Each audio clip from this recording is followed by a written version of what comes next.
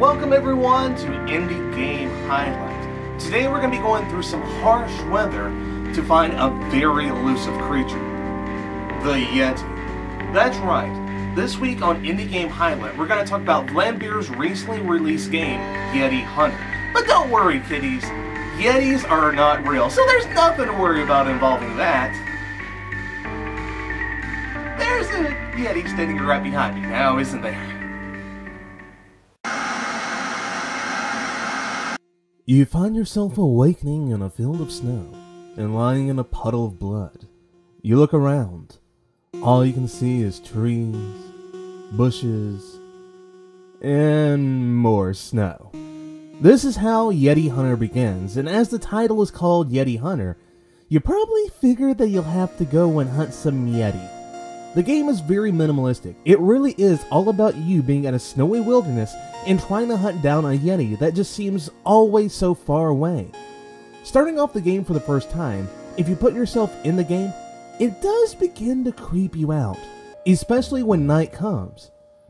Because you know there's a Yeti out there. Perhaps you even saw it. It blends in with the snow, and at night visibility is low. As you continue going on, the trees in the distance, and even the snow itself, makes you for an instant, make you believe that you saw the Yeti. Paranoia sets in. Is that? Oh no, just a tree. Gotta keep focused. It could be around here anywhere at all. Like, behind the tree. Yeah, that's what a Yeti would do. Wait a minute. Who's holding the camera? As you explore, you'll find the occasional bloodstains on the snow, which will make you think of three possibilities. A, this is your blood from prior before passing out. Number 2, this is Yeti blood. Or number pi, this is the blood from another victim of the Yeti. And yes, I've been told that technically that isn't blood, it's actually feces.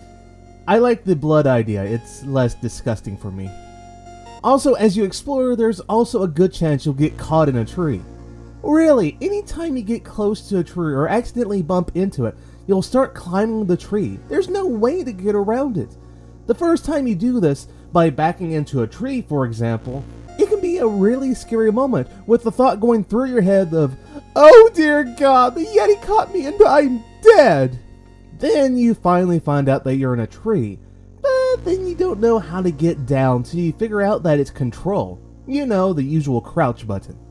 But we're not here to talk about the fine details of the game. We're here to hunt a Yeti. That is a lot easier said than done, as capturing a Yeti, even spotting a Yeti, can be quite difficult. On my first playthrough, I somehow found a Yeti during the night, with me chasing it, but I was never able to catch it. No thanks in due part to me getting caught in a tree. And it took me so many different times of playing the game, I think about 6, to even spy a Yeti again. See, anytime I would run in one direction of the blood, or feces, I would never find it, so I'd run in the opposite direction the next time, still didn't find anything. Then I decided to stay guard at top of a tree, hoping that the Yeti would just pass by. It never did. In a desperate move, I even went as far as playing some Yeti mating calls. Sadly, none of those appear to help. Other people online appear to be having similar difficulties to me. That part can easily be something that turns off people to the game because, without seeing a Yeti or anything, what's the point of staying committed for these people? While one person can enjoy the wandering through woods, trying to find the Yeti, and enjoying the suspense that, you know, the Yeti could be right behind you right now, watching you. You know, especially if you just lost track of the Yeti, even shot at it, and you know that it's near. Other people out there will find that wandering boring, especially if you never catch sight of the Yeti, as all you'll be seeing for quite a while is snow and trees. That to me is the biggest con to this game. If you're someone who cannot put yourself in this world, then this game will be really boring. If you stick to it though, you might just bag yourself a Yeti, Even if you don't, there's the aspect of this game being one of those artsy games where one just shares what meaning they get from the game. Such as, maybe the hunter's crazy. Or maybe you aren't a hunter. Maybe I am the Yeti. In fact, I just love these games that allow so many different views on the game and how a group of people can share their views on it. Till that one person comes in who believes that their views is the right opinion and everyone else is wrong. So there you go, Yeti Hunter in a nutshell. A game that can make you feel nervous, tense, scared, and or a little unsettled as long as you put yourself into the game. However, if you can't do that due to some of the long times with nothing going on besides you just wandering around, then this game can get really boring really fast for you. But hey kiddies, even if the Yeti happens to be real, at least we know the Slender Man isn't real. But anyways, thank you for watching this episode. As always, next week we'll be back with another indie game that we'll be highlighting.